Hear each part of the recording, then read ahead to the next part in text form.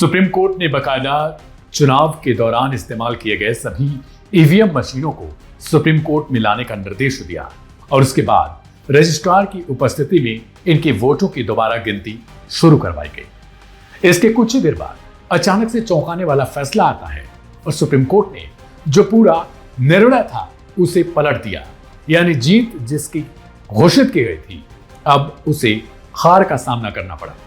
11 अगस्त को supreme court ने कुछ ऐसा कर दिया जिसके बाद पूरे देश में इसकी चर्चा तेज हो चुकी है। नमस्कार, मेरा नाम है दिव्यांशु सिंह और आज हम एक ऐसे निर्णय की बात करेंगे जिसमें सुप्रीम कोर्ट ने एक ऐतिहासिक फैसला दिया। यह फैसला है हरियाणा पंचायत चुनाव से जुड़ा हुआ। 2 नवंबर 2022 को हरियाणा पंचायत चुनाव के नतीजे घोषित किए जाते हैं, जिनमें एक गांव है बुआना लाखू। वहां के पंचायत में कुलदीप सिंह नाम के एक प्रत्याशी को जीत दे दी जाती है, लेकिन जो हारने वाला प्रत्याशी मोहित कुमार, उसने अपनी हार को तब तक नहीं स्वीकार किया जब तक वो हार उसकी जीत में खुद कोर्ट ने तब्दील नहीं कर दी। इसके लिए सबसे पहले मोहित ने अपने हार वाले चुनाव को चैलेंज किया एक ट्रिब्यूनल कोर्ट में। वहां से दोबारा से मतगणना कराने का आदेश दिया जाता है, लेकिन जो जीता हुआ प्रत्याशी है उसने भी अपना दम नहीं तोड़ा। वो भी पहुंच जाता है high court. Punjab Haryana high court इस फैसले पर रोक लगा देती है, यानी दोबारा से मतगणना कराने वाले फैसले पर। और उसके बाद फिर जो हारा हुआ प्रत्याशी मोहित कुमार है वो फिर से पहुंच जाता है सुप्रीम कोर्ट। सुप्रीम कोर्ट में Justice Suryakant, Justice Dipankar Datta, Justice N Koteshwar की बेंच इस मामले को सुन रही थी और अचानक से एक बड़ा फैसला दे दिया जाता है कि इस पंचायत क्षेत्र में जितने भी ईवीएम मशीनों का इस्तेमाल किया गया था उन्हें सुप्रीम कोर्ट में लाया जाए।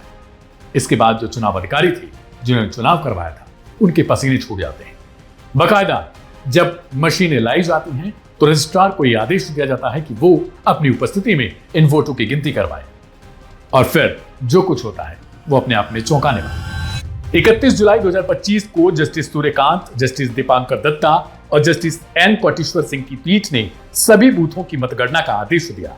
आदेश में कहा गया कि डिप्टी कमिश्नर और पानीपत के जिला निर्वाचन अधिकारी सभी ईवीएम को 6 अगस्त सुबह 10 बजे सुप्रीम कोर्ट में लाएं और अदालत के रजिस्ट्रार द्वारा पुनर्गणना की जाए।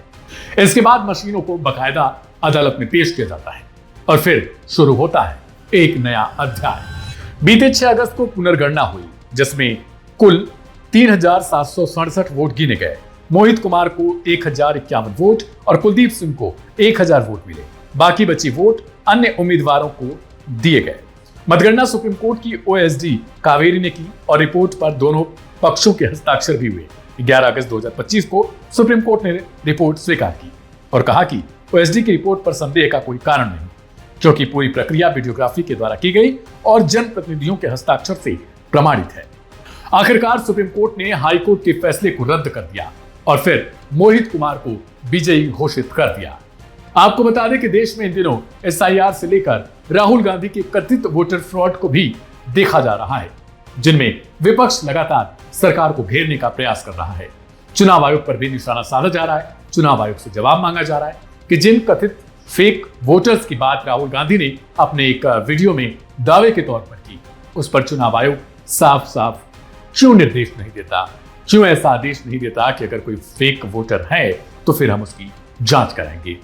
ऐसे में कहीं ना कहीं हरियाणा के इस पंचायत चुनाव के दौरान जो कुछ भी हुआ उसमें अब जो सुप्रीम कोर्ट का फैसला है उसने भी कुछ ऐसा संकेत दे दिया, क्योंकि राहुल गांधी समेत पूरा विपक्ष ये दावा कर रहा है कि लोकसभा चुनाव में भारतीय जनता पार्टी ने कहीं ना कहीं वोटर फ्रॉड किया है।